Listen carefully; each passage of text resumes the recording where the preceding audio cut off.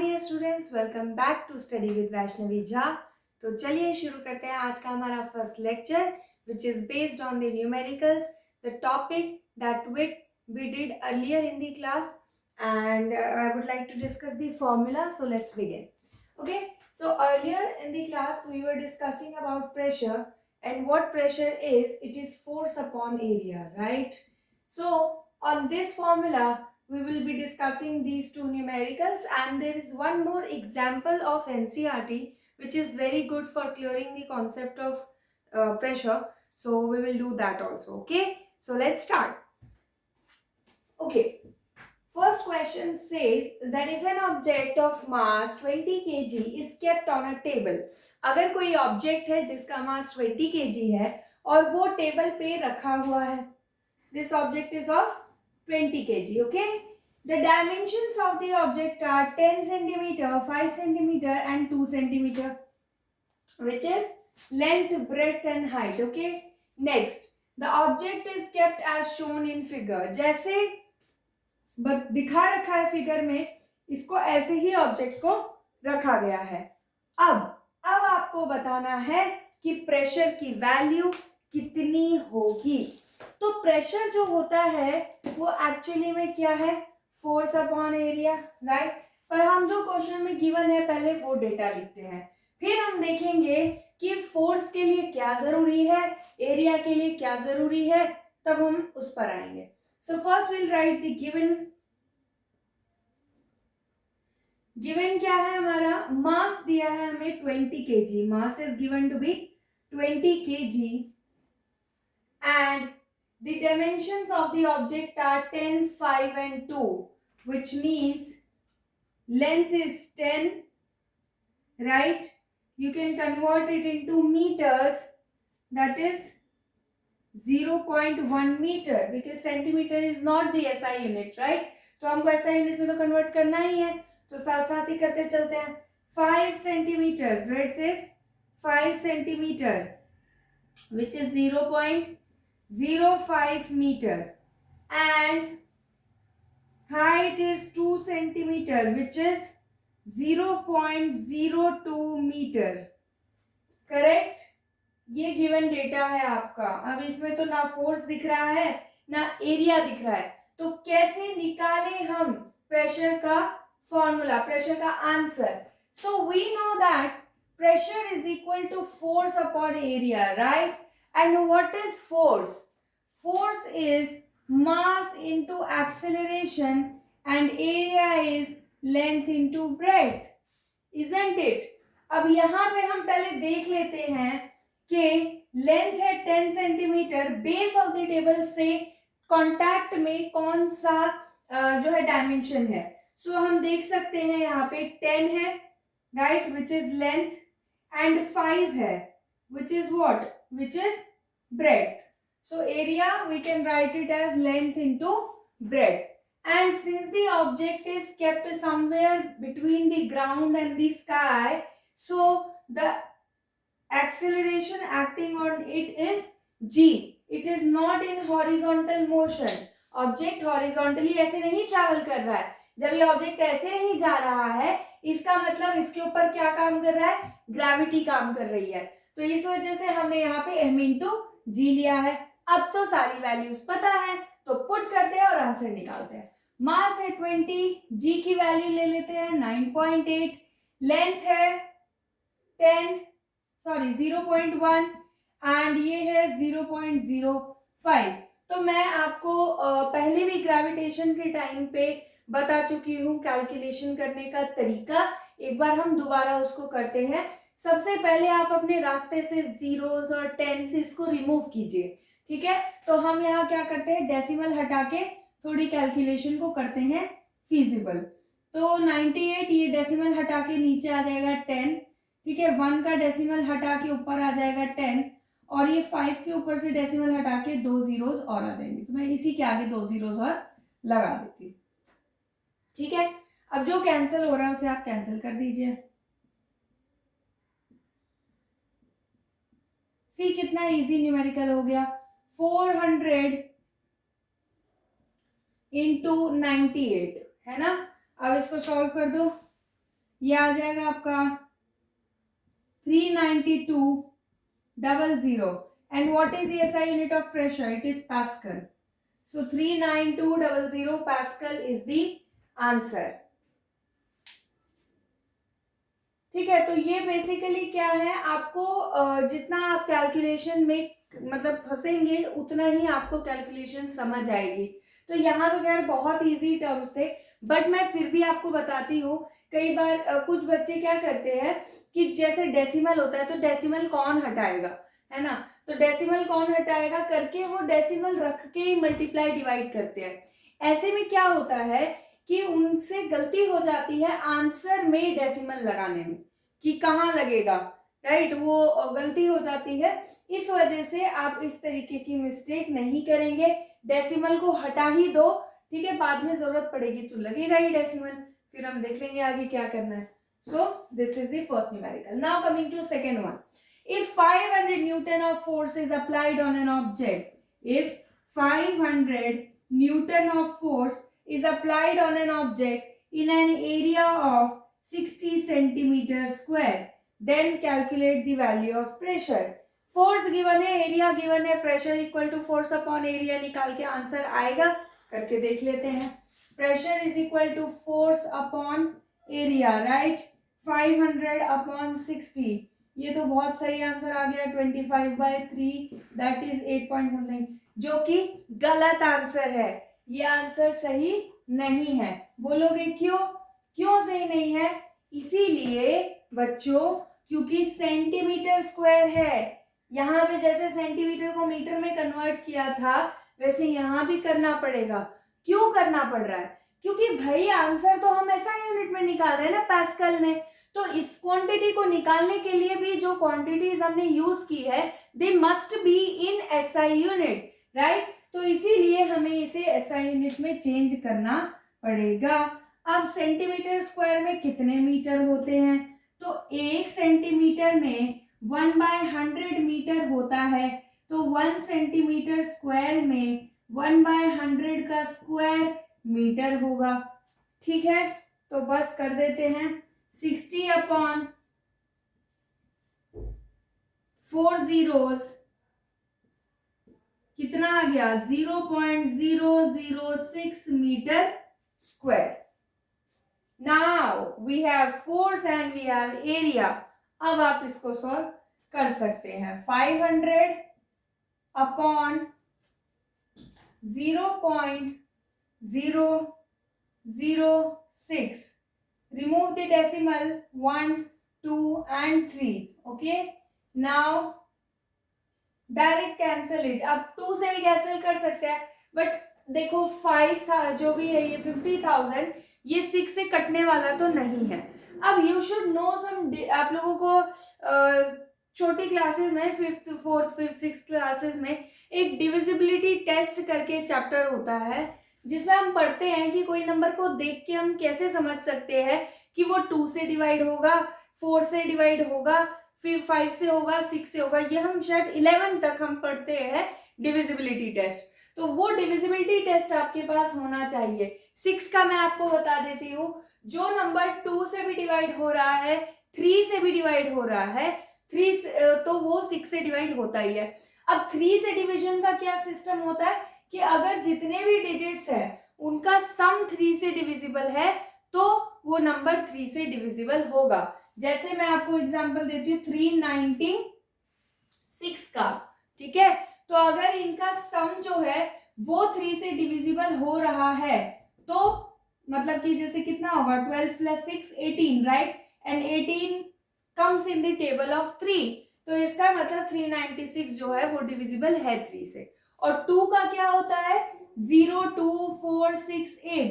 अगर लास्ट में unit digit पे ये है नंबर्स तो वो 2 से डिविजिबल है. और जो नंबर इन दोनों से डिविजिबल है वो नंबर 6 से डिविजिबल है, बिकॉज 2 3 are 6, राइट. तो बस 2 से तो ये कट जाएगा, लेकिन 3 से डिविजिबल नहीं होगा, because 5 + 0 0 0 0 0 is 5 and 5 is not a multiple of 3. So ये नंबर 6 से डायरेक्टली तो कटेगा नहीं, तो कोई फायदा नहीं है 2 से काट के फिर आप डेसिमल में लाए, सीधा 6 से कैंसिल कीजिए. ठीक है, तो देखिए 6 8 जा 48, ठीक है। देखिए कैलकुलेशन में जरूरी नहीं आप सबसे छोटे से नंबर से कैंसिल करें, नहीं, आप बड़े नंबर से कीजिए, आपकी कैलकुलेशन बचेगी। उसके लिए आपको टेबल आने चाहिए। तो देखो 6 8 जा 48, 50 के नीचे 48 लगा, 2 बच गया। अभी ये वाला 0, 20, 6 3 जा 18, 20 में से 18 गया 2, अब ये वाला 0, अगेन 6 3 जा 18, अब फिर से 20, तो 3 जा 18, 3 जा 18, 0.33। So answer is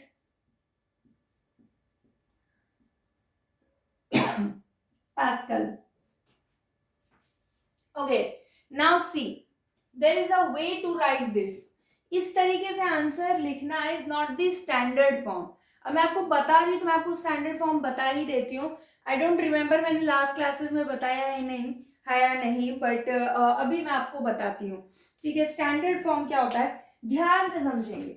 standard form होता है आंसर को लिखने का एक सही तरीका। ओके, तो अब इस सही तरीके को हम समझते हैं। सही तरीका ये कहता है, स्टैंडर्ड फॉर्म ये कहता है, there should be one digit, there should be one digit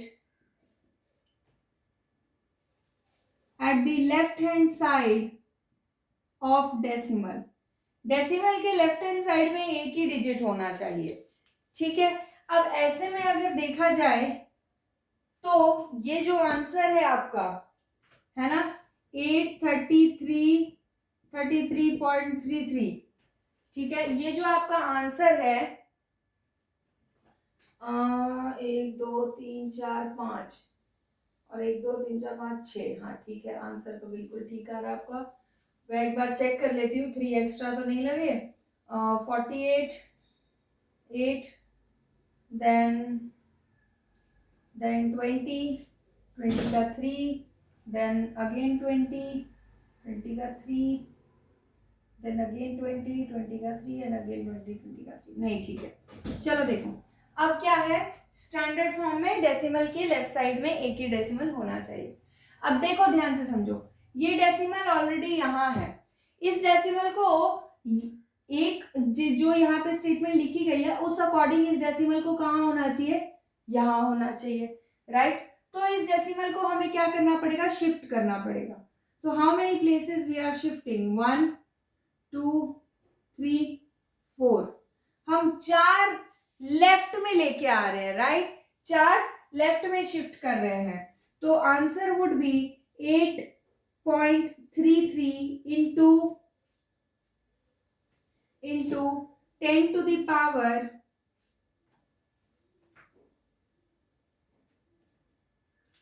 4।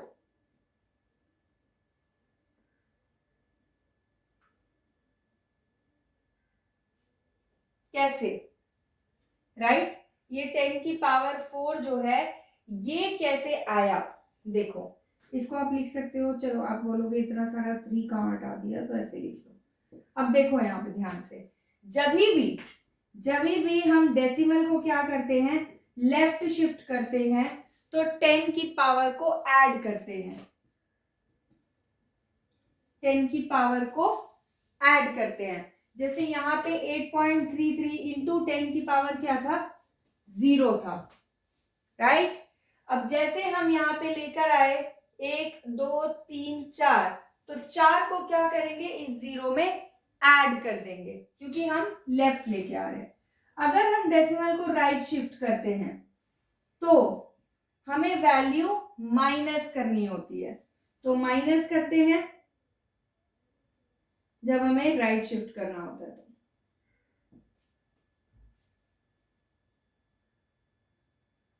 ठीक है, तो इस तरीके से इसका जो इन स्टैंडर्ड फॉर्म आंसर हो जाता है वो हो जाएगा 8.333 into 10 to the power 4 pascal. ये आप सीखेंगे धीरे धीरे, इसको आप नोट जरूर कर लीजिएगा, हम इसे आगे भी क्वेश्चंस में इंप्लीमेंट करके इसको सीखते जाएंगे।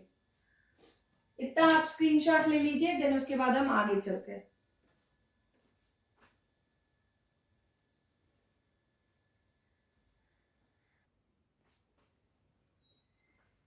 चलिए शुरू करते हैं नेक्स्ट क्वेश्चन हमारा। तो नेक्स्ट क्वेश्चन में इस टाइप का छोटा फॉर्म वाला क्वेश्चन हम ऑलरेडी कर चुके हैं फर्स्ट क्वेश्चन। अभी हम करेंगे इसका सेकंड जो थोड़ा सा लेंथी फॉर्म है, बट मतलब कि थोड़ा दो पार्ट्स है इसमें, और कोई ऐसी बात है नहीं। तो ये एनसीईआरटी का है example, this is example number, ये मैं आपको एग्जाम्पल नंबर इसका बताती हूँ। This is example number 10.6। So let's do this question. Okay, तो देखिए इसमें क्या कहता है कि ये ब्लॉक है, ठीक है, ये टेबल के ऊपर रखा हुआ है दोनों ब्लॉक्स, ठीक है, इस तरीके से टेबल के ऊपर रखा हुआ है। आपसे वही क्वेश्चन पूछा गया है कि ये जो भी ब्लॉक है ये कितना प्रेशर एक्सर्ट कर रहा है इस केस में और इस केस में, ठीक है। तो तरीका वही है करने का, सबसे पहले लिखेंगे गिवन। गिवन क्या है, हमें कहता है the mass of the wooden block is 5 kg। So mass is given to be what, it is 5 kg and its dimension are 40, 20, 10. So length is 40 centimeter, breadth is 20 centimeter and height is 10 centimeter. Okay, तो centimetre को करेंगे metre में convert. अगर आप लोगों को याद नहीं है तो मैं बता देती हूँ that 1 centimeter is equal to 1/100 metre, 1/100 metre, right. तो कन्वर्ट करते हैं इसको, ये हो जाएगा 0.4 metre, this will be 0.2 metre and this will be 0.1 metre. अब सब कुछ सॉर्टेड है, तो चलिए शुरू करते हैं। यहाँ पे हमें प्रेशर फर्स्ट केस के लिए देखते हैं। यहाँ पे pressure is equal to force upon area, right. Force अगर कोई ऑब्जेक्ट जो है टेबल में है, टेबल पे रखा हुआ है, दैट मीन्स जो फोर्स उसके ऊपर एक्ट कर रहा है that is m into g, right, because it is not moving in a horizontal motion. Next area, length into breadth। अच्छा, यहाँ पे देखेंगे, यहाँ पे आपका 20 सेंटीमीटर जो कि ब्रेड्थ है तो वो है, और जो 10 सेंटीमीटर है वो है जो कि हमने हाइट कंसीडर किया है। तो यहाँ पे वो दो लेंथ्स लेंगे, राइट। अब इसको करते हैं multiply. Mass is 5 kg, G is what, 9.8, H is what, it is 0.1 and B is what, 0.2। Again मेरा सोल्यूशन वही रहेगा, सबसे पहले आप डेसिमल हटा दीजिए, डेसिमल हटा के 2 जीरोस और यहाँ पे डेसिमल हटा के 1 जीरो, 0 से 0 कैंसिल, राइट। और कुछ कट रहा है तो कैंसिल कर देते हैं, क्या करें, इसी को कैंसिल कर देते हैं, 49। अब देखो मैं आपको एक चीज बताती हूँ, जैसे आपने देखा ना, मैंने बोला कि इसी को कैंसिल कर देते हैं, ये मैंने क्यों कहा, क्योंकि अगर मैं इसे कैंसिल करती तो 5 5 से 25 हो जाता, 25 से 98 को मल्टीप्लाई करना आपको फिर वो मतलब प्रॉपर मेथड से करना पड़ता। बट अगर मैं इसको 98 को कैंसिल करती हूँ तो अब 98 से कैंसिल करने में क्या है, 5 से मुझे मल्टीप्लाई करके ऐसे लिखना नहीं पड़ेगा 49 इंटू 5, 5 9 जा 45, ये पूरा नहीं करना पड़ेगा, ये हम ओरली भी कर लेंगे बिना लिखे और आगे एक जीरो लगा देंगे, तो कैलकुलेशन इससे क्या हो गई, छोटी हो गई, ठीक है। तो ये दिस इज द वे, आपको ये समझना होगा कि आप क्या टेबल कब यूज करके किस नंबर को कैंसिल करेंगे जो आपके अकॉर्डिंग, राइट, मतलब हर किसी को क्या आता है, कितना आता है, उस पर डिपेंड करता है। कईयों को 12 तक टेबल आता है, कईयों को 20 तक आता है, कईयों को 25 तक आता है। तो डिपेंडिंग ऑन दैट कि आपके लिए किस नंबर से मल्टीप्लाई करना आसान रहेगा, 5 से 10 से, ये सब नंबर तो मतलब इजी होते हैं।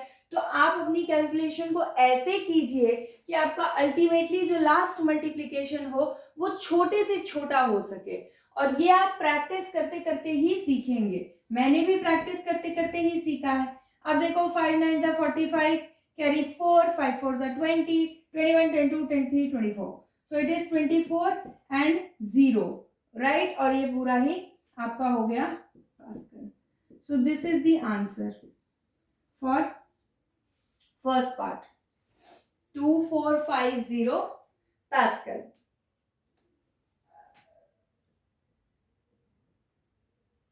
Next second part, 40 centimetre into 20 centimetre, right. तो इसके अंदर भी सेम ही तरीका है, pressure is equal to force upon area, mass into g upon area. Area क्या होगा, यहाँ पे हम ले रहे हैं 20, जिसे हमने यहाँ कंसीडर किया है ब्रेथ, एंड यहाँ पे है 40, बिकॉज यही वाला जो 2 डायमेंशन है this is in contact with the surface of table, तो हम उसी को यूज करेंगे टू कैलकुलेट द एरिया। तो 40 है और 20 है, 40 हमारे पास length. Okay, so just put the values. Mass है 5, ये है 9.8, 0.2 इंटू हाई लेंथ है हमारा 0.4। Now remove the decimals first, 2 zeros in the numerator, 1 0 in the denominator। ठीक है, अब क्या करें, कुछ ज्यादा ही हो गया कैंसिल करने के लिए, तो ये भी आपका कटेगा नहीं 4 से। 10 को तो छेड़ो मत, 10 को तो या तो 100 से ही कैंसिल करना, तो 100 से कैंसिल कर दो या रहने दो अभी 10 को, क्योंकि 10 हमें हेल्प करता है डेसिमल लाने में, राइट, डेसिमल इधर उधर लगाने में उसमें हेल्प करता है। तो 10 को कोशिश करते हैं कि नहीं छेड़ें। अब 2 से कैंसिल करते हैं इजीली 49 को। ठीक है, अब कुछ कट रहा नहीं है, करेक्ट, अब नहीं कट रहा है तो फिर इसको हम 4, अच्छा कट रहा है, 4 25 100, राइट, 4 25 100। अब इसको कर लेते हैं हम मल्टीप्लाई, 5 9 5, कैरी 4, 5 4 20, प्लस 4 245, इंटू में क्या है, इंटू में है 25, अपॉन में क्या है 10। अब आप मेरी बात ध्यान से सुनिए, कुछ बच्चे इसे कैंसिल करेंगे और फिर 2 से डिवाइड करेंगे, हम इसे बिना कैंसिल किए 2 से डिवाइड किए हम सीधा आंसर निकालेंगे। देखो 25 5 125, राइट, तो 5 आ गया, कैरी हो गया 12, 25 4 100, 100 प्लस 12 कितना हुआ 112, 2 लग जाएगा 11 कैरी, 25 2 50, 50 प्लस 11, 50 प्लस 11 कितना होगा 61, सो 6125 अपॉन 10। देखो कैंसिल नहीं करना पड़ा, डेसिमल लगा दो, यहाँ एक डिजिट के बाद डेसिमल आ जाएगा 612.5।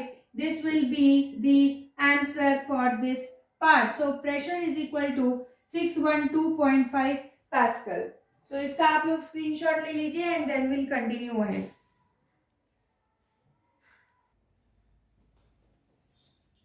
सो yes students, this is it.